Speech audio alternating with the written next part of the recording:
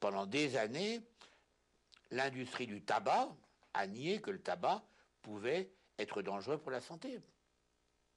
Et donc, chaque fois que quelqu'un disait que le tabac provoque telle ou telle maladie, le cancer, l'insuffisance respiratoire, l'industrie du tabac disait que c'était faux. Et il a fallu des années pour arriver à prouver qu'il y avait un lien entre le tabac et les risques sanitaires.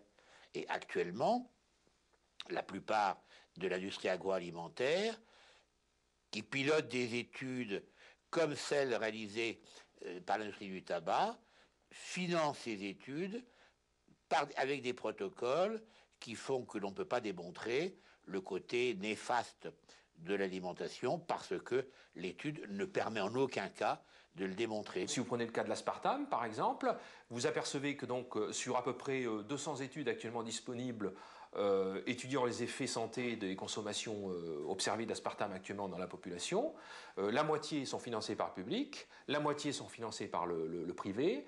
Et qu'est-ce qu'on observe? C'est que la totalité des enquêtes financées par le public décrivent un effet nocif des quantités actuellement absorbées d'aspartame sur la santé, et que seulement 3% des études financées par le privé décrivent un effet nocif de l'aspartame. Ce qui montre de manière vraiment éclatante, si vous voulez, les biais que peuvent introduire la source de financement dans les résultats de la recherche. Ils diffusent une propagande qui est souvent trompeuse. Par exemple, elle est très efficace au sujet des acides gras trans.